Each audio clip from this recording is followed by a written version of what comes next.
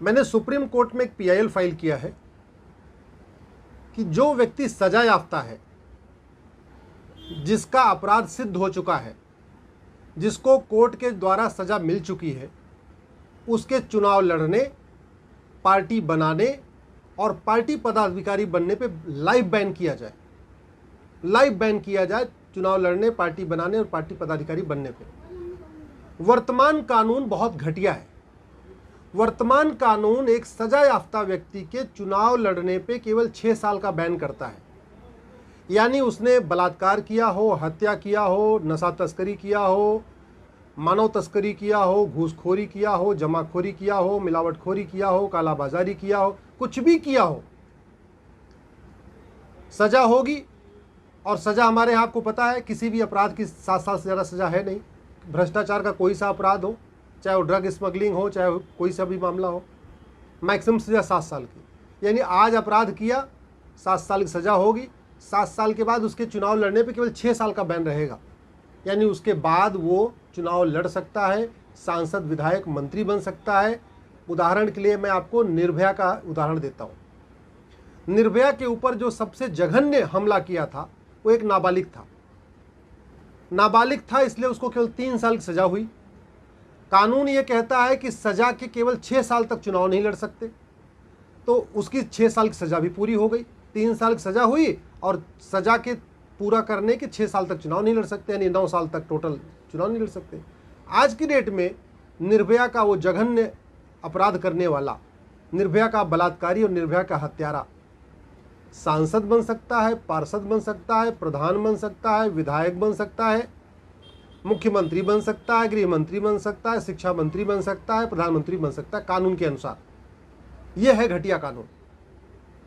इसीलिए हमने कहा कि जो व्यक्ति मतलब सिपाही नहीं बन सकता, एक सजा याफ्ता व्यक्ति चपरासी नहीं बन सकता, एक सजा याफ्ता व्यक्ति हवलदार और होमगार्ड नहीं बन सकता, एक सजा याफ्ता व्यक्ति सरकारी नौकरी में छोड़िए प्राइवेट नौकरी में भी नहीं जा सकता, वो चुनाव कैसे लड़ सकता है? वो सांसद, विधायक कैसे बन सकता है? पार्षद, प्रधान कैसे बन सकता है?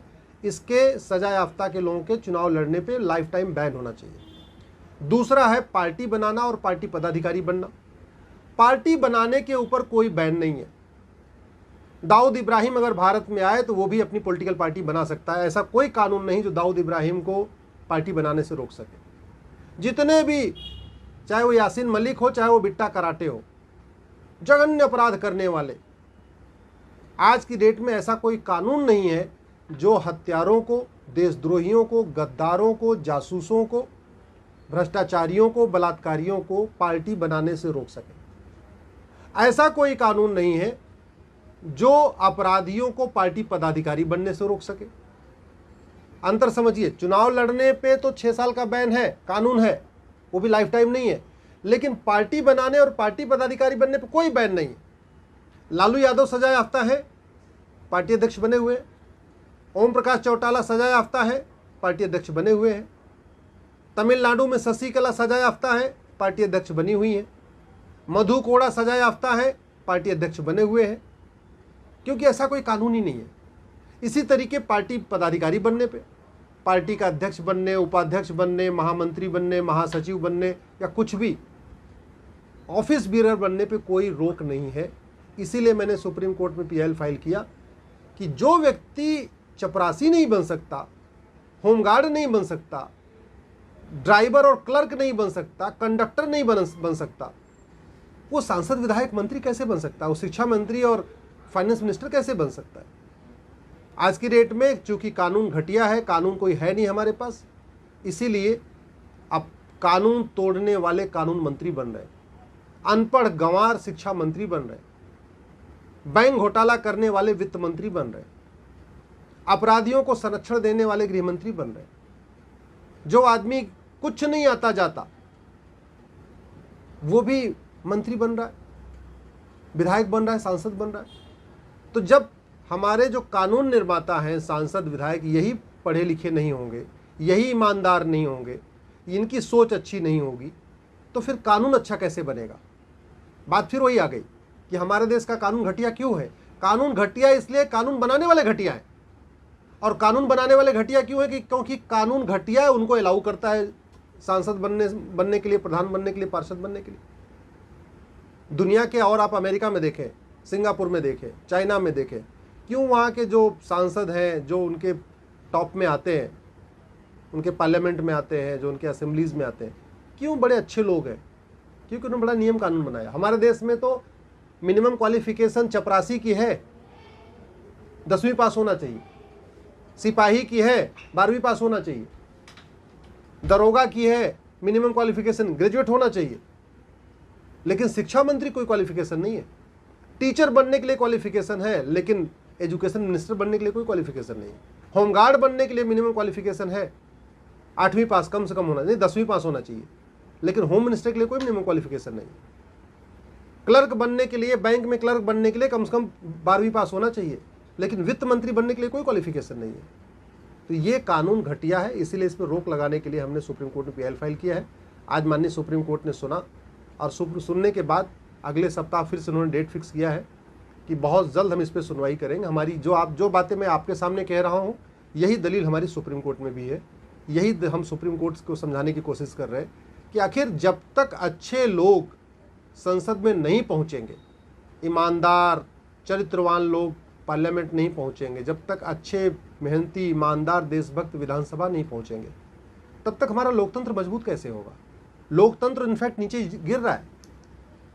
आप जो पहली पार्लियामेंट बनी थी, उस समय के मंत्रियों की और उस समय के सांसदों की आज के आप सांसदों से और आज के मंत्रियों से तुलना करिए।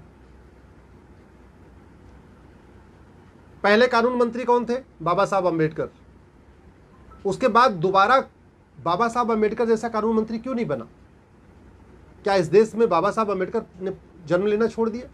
क्या इस देश में दोबारा बाबा साहब अम्बेडकर के जैसे समझदार संविधान विशेषज्ञ कानून को जानने वाले पैदा नहीं हो रहे? तो फिर दिक्कत कहाँ से आ रही है? दिक्कत आ रही है कि उनको टिकट ही नहीं मिलता, उनको एमएलए एमपी भेजा ही नहीं जाता, उनको सांसद बनाया नहीं जाता। दिक्कत यहाँ से आ रही है। इसलिए जब तक कानून अच्छा नहीं होगा, तब तक अच्छे लोग संसद में नहीं जाएंगे, तब तक अच्छे लोग विधानसभा नहीं जाएंगे। जब तक अच्छे लोग संसद विधानसभा में नहीं जाएंगे, तब तक देश का वास्तव में जो हम कहते हैं ना विश्वगुरु बनाने वाली बात, वो असंभव है। तो सबसे पहले ज़रूरत है इलेक्शन रिफॉर्म की, चुनाव सुधार। मिनिमम क्वालिफिकेशन तय होनी चाहिए सांसद विधायक की, मैक्सिमम एज लिमिट तय होनी चाहिए। जो आदमी अपराधी है उसको बिल्कुल बैन करना चाहिए। जो अपराधियों को टिकट दे, उन पॉलिटिकल पार्टियों की मान्यता रद्द होनी चाहिए। जो अपराधियों को टिकट दे, उन पॉलिटिकल पार्टियों का सिंबल सीज होना चाहिए। नहीं तो हो क्या रहा है, 50-50 करोड़ में टिकट बिक रहा है। आप जरा कल्पना करिए, जो व्यक्ति किसी पॉलिटिकल पार्टी से 50 करोड़ रुपए में टिकट खरीदेगा, आपको लगता है कि वो सांसद बनने के बाद अच्छा कानून बनाएगा? अरे उसने अगर 50 करोड़ में टिकट खरीदा है तो याद रखिए कम से कम वो 500 करोड़ कमाएगा 5 साल में। ले देख, उसका धंधा यही है कि 50 करोड़ लगाओ, 500 करोड़ कमाओ, इसीलिए वो सांसद बन रहा है। अगर उसके खिलाफ आप लोग आवाज़ नहीं उठाएंगे, उसके खिलाफ देश में एक माहौल नहीं बनेगा, इलेक्शन रिफॉर्म के लिए पूरे देश में एक जन जागृति नहीं आएगी, तो फिर होगा कैसे? फिर तो वही होगा, गुंडे बदमाश शहाबुद्दीन जैसे लोग, अफजल अंसारी जैसे लोग, मुख्तार अंसारी टाइप के लोग, माफिया डांस जितने हैं दुनिया भर के एक से बढ़कर एक, वो आते रहेंगे, टिकट खरीदते रहेंगे, पार्टी अध्यक्ष को पैसा देंगे, कोई राज्यसभा जाएगा, कोई विधान परिषद में जाएगा, कोई विधायक बनेगा, कोई सांसद बनेगा। छोटे मोटे जो गुंडे बदमाश हैं गांव के लेवल के, वो प्रधान बन जाएंगे। छोटे मोटे गुंडे बदमाश मोहल्ले के लेवल के हैं, वो पार्षद बन जाएंगे। फिर यही चलता रहेगा। फिर इस देश में लोकतंत्र वास्तव में आएगा नहीं। अगर आप हमारी बात से सहमत हैं, इस वीडियो को अधिक से अधिक शेयर करिएगा। बहुत महत्वपूर्ण ये बात है। जब तक इस देश की संसद पवित्र नहीं होगी, जब तक इस देश की विधानसभाएं शुद्ध नहीं होगी, जब तक स्वच्छ राजनीति अभियान शुरू नहीं होगा, जैसे स्वच्छ भारत अभियान है ना, उसी तरीके स्वच्छ राजनीति अभियान। तो स्वच्छ राजनीति अभियान चलाना एक व्यक्ति की ड्यूटी नहीं है, ये हम सबकी ड्यूटी है।